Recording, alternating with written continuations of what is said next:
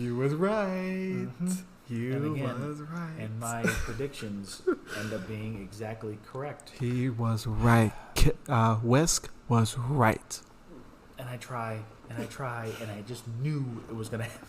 So start it off. So now, with the Microsoft, Phil Spencer went on, had some interviews, whatever, and they caught wind that, he's being very generous with the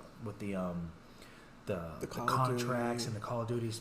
Several years that they're going to give him several years to keep the thing. They're trying to butter up the federal government in the United States, the DOJ, the FCC. They're trying to butter up to the UK and their probe that is announced. And Brazil. They're trying to let them know that, look, we got a contract with Sony for several years. We're fine. Look, we're going to make sure we have the agreements tied and everything. And we're going to make sure Call of Duty will be streamlined, multi-platform. We'll be all set. Oh, so my funny. Man, Jim Ryan. Let me put on performance mode so you can see my animations smoother because this is... So Jim Ryan, the CEO and PR corrected officer, apparently, of Sony said, we kind of didn't want to, I'm paraphrasing, we don't want to put that in public, but since you want to talk about all that, this is the actual realness right here. It's only 3 years. It was only 3 years and failed to take account of the impact on our gamers. Yep.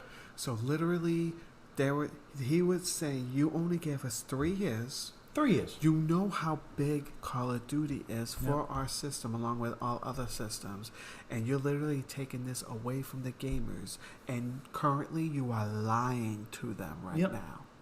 So the fact that he put it out in the public, Jim Ryan had to correct it and go. He didn't want to put it out. 3 years. 3 years you have, and we all know, when them 3 years are up, there is a 92.7% chance this man's going to take that Call of Duty and make it officially a first-party title with Microsoft. Because look how much Sony first-party titles they have. Straight-up storylines. Ratchet & Clank, God of War, Horizon, Uncharted, Last of Us. Give me one. Returnal. Give me one. Infamous. Horizon. Infamous. I already said it. Final Fantasy. Tech. Nah, we won't do Final Fantasy because they can be multi-platform. What can we think of? Gran Turismo. Killzone. No, Killzone's by Guerrilla. That's Horizon, so no. I go on Google, check it out. A lot of first-party titles of Sony that could easily release, make some dough. Uncharted. I already said that. I said it fast. Microsoft only has, besides the Bethesda purchase, 3.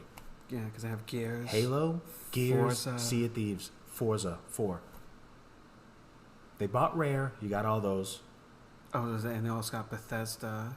So anything Bethesda now, but see, they had to buy a big ass company to get more titles, whereas Sony has been. Fable. Fable, 5. What does Microsoft have? 5. Oh my god! They literally have to go buy. They got Halo, Gears, Horizon, Forza, Sea of Thieves, Fable, 5. Without Bethesda. Sony, the only studio they bought out of the 8 that we just mentioned, we're obviously probably missing a lot more, was Returnal Software. Blue something. Oh yeah, Blue. They just and now they got Bungie. Yeah, Destiny. They got Bungie because of Destiny. Yeah. So 2 acquisitions, 9 first-party titles off the top of Whisks' head right now, and 2 of those were purchased out of studios. Xbox 5. And then Bethesda. And all that. So if they get Call of Duty, they're not going to give the COD license to Sony. Even though Phil is always saying, I'm not just in for the exclusives. I want everyone to play. I like the competition of Sony. He keeps saying all these things. He is lying. And the thing is, look, even if he did, and what if he does have well intent, he does look like the guy that will have that intention. They'll let his ass go and then take the property and keep it first party. Bet you they won't do that. If Phil Spencer goes after 3, if this all goes through and after 3 years is up and then Phil Spencer is rumored to have negotiations with Sony to extend the 2 weeks down the road, Phil Spencer is no longer with the company. oh, gee, I wonder why. Mm-hmm. Don't let me make that prediction because that'd be crazy. But I feel now this Activision, Blizzard, Microsoft deal, they're in danger. I don't think it's going to go through. Because look, it's not having this. Because the only reason why the DOJ, UK thing would have it there because Phil said that they gave Sony several years in order to get because people know how Call of Duty is such a big several deal. years only meant 3 years, dude. I'm telling you. But now it's like that's the bare minimum of what several means. So now they're saying that after 3 years, it's a good possibility chance that it's going to be an Xbox only game for such a huge thing. Mm-hmm. They don't want DOJ doesn't want that. Nope. UK doesn't want that. Brazil doesn't want that. They don't want no monopolies. They want everyone to share. Competition builds innovation. That's exactly what it is. Yes, Xbox fans are gonna say, "Oh, Jim Ryan is petty because they know how it's gonna be crazy." Yeah, because that's what people have been saying. Yeah. The Xbox people have been saying like, Sony has all these exclusives. Why can't Microsoft have this? This is not going to affect anything. This is not going to affect anything. I've been seeing that all over Twitter. Yeah, and the thing is, it will affect it because mainly the Call of Duty series was popping on Xbox 360 because Sony messed up, and then until Call of Duty World at War came out on the PlayStation 3, and the rest was history, and the home of the Call of Duty was kind of leaning on PlayStation after Modern Warfare 2 and 3 most of the came players out on the come Xbox. from PlayStation, right? For Call of Duty. Most of the players. I would say now, yes, but before it was started from Modern Warfare 2 on the Xbox 360. Oh yeah, I knew that. And then it had it on the PlayStation, but PlayStation was too hard to get.